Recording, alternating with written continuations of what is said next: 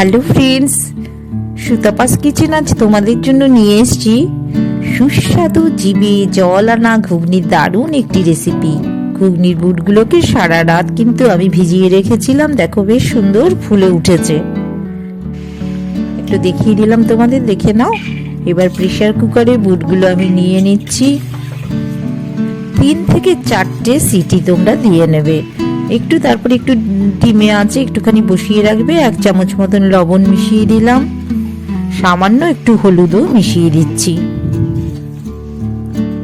একটু 3 বাটির মতন জল মিশিয়ে দিচ্ছি। হাত দিয়ে আমি পরিমাণটা তোমাদের দেখিয়ে দিচ্ছি, তোমরা একটু বুঝে করবে।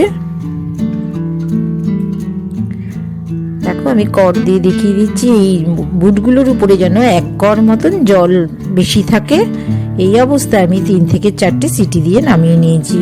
একটু মৌরি, ধনে, শুকনো লঙ্কা, তেজপাতা, এলাচ, দারচিনি, লবঙ্গ আর একটু জিরে আমি নিয়ে নিলাম। এগুলোকে কিন্তু আমি শুকনো খোলায় একটু নাড়িয়ে নেব, তারপর একটা মশলা তৈরি করে নেব। লবঙ্গ, এলাচ, দারচিনি এগুলোকে আমি একটু আগের থেকে একটুখানি ভেজে নিচ্ছি। এগুলো একটু শক্ত হয়। তেজপাতাটাও সাথে দিয়ে দিলাম, একটু লঙ্কাটাও, শুকনো লঙ্কাটাও নিয়ে নিয়েছি। একটু ভাজা ভাজা হয়ে আসলে এবার যে জিরে, ধনে, মৌরি যেটা আছে সেটাকেও কিন্তু আমি একই সাথে একটু নাড়িয়ে নেব। একটু হালকা গরম হয়ে গেলে একটু ঠান্ডা করে নেবে, তারপর একটা কিন্তু সুন্দর মিহি পেস্ট করে নেব। ঘুগনির বুটগুলো আমি দেখিয়ে দিচ্ছি। দেখো 4টে মতন সিটি, বেশ সুন্দর কিন্তু আমার ভালো নরম হয়ে গেছে।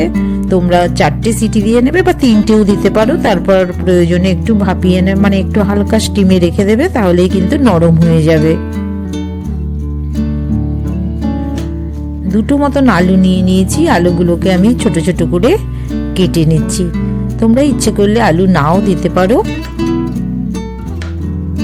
একটু ছোট ছোট করে কেটে নিচ্ছি আলুগুলো আমি।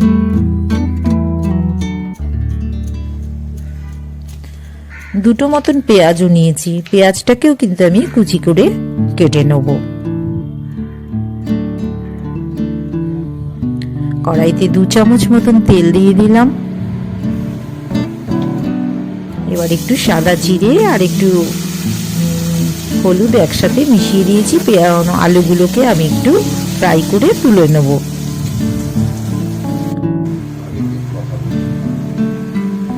আলুগুলো ভাজা হয়ে এসছে, একটু নুন মিশিয়ে দিলাম। এবার আমি এদের তুলে নিচ্ছি।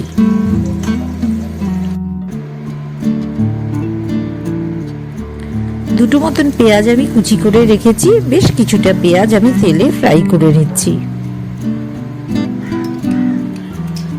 অনেকটা যখন ভাজা ভাজা হয়ে এসছে তখন আমি 7-8 কোয়ার মতন রসুন থেতো করে রেখেছি। রসুনটাও কিন্তু আমি মিশিয়ে দিলাম। একটু ভাজা হয়ে এসছে। 6-7টার মতন কাঁচা লঙ্কা আমি তেলে একই সাথে ভেজে নেব। আমি কিন্তু ঘুগনিটা একটু ঝাল ঝাল করব, তোমরা প্রয়োজনে একটু ঝালটা কমও নিতে পারো। একটু আদা রসুনের পেস্ট করে রেখেছি, সেটাও মিশিয়ে দিলাম।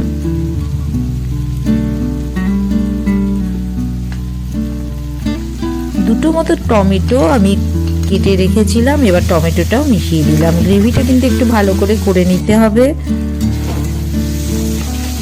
যাতে কাঁচা গন্ধটা না থাকে। তার জন্য আমি কিন্তু খুব ভালো করে গ্রেভিটা কষিয়ে নিচ্ছি।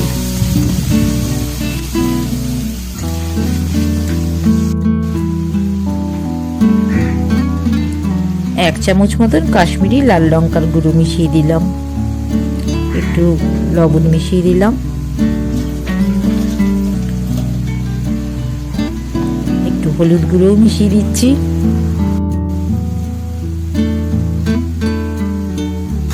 এক চামচ জিরে পাউডার মিশিয়ে দিলাম। একটু ধনিয়া পাউডারও মিশিয়ে দিলাম।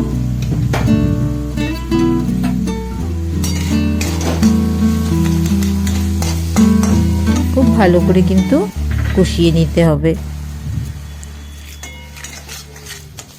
অল্প অল্প করে জল মেশাবে আর গ্রেভিটা কষতে থাকবে। যখন গ্রেভির থেকে তেল ছেড়ে আসবে তখন কিন্তু আমি আলুটা মিশিয়ে দেবো। দেখো তেল ছেড়ে এসে আলুটা, এবার এই গ্রেভিতে আমি একটু কষিয়ে নিচ্ছি।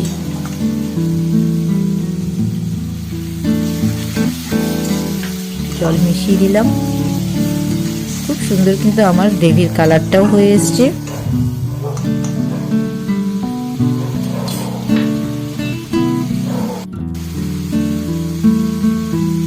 এক চামচ মতন ওই যে ভাজা মশলাটা, জিরে, ধনে আর মৌরি, শুকনো লঙ্কার যে গুঁড়ো ভাজা মশলাটা রয়েছে সেটা কিন্তু আমি 2 চামচ মতন মিশিয়ে দিচ্ছি। একদম শেষে তোমরা এই মশলাটা মেশাবে, তাহলে সুন্দর গন্ধ থাকবে।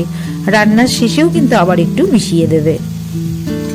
এবার ঘুগনির যে বুটগুলো এবার আমি এই গ্রেভিটার সাথে একটু কষিয়ে নেব।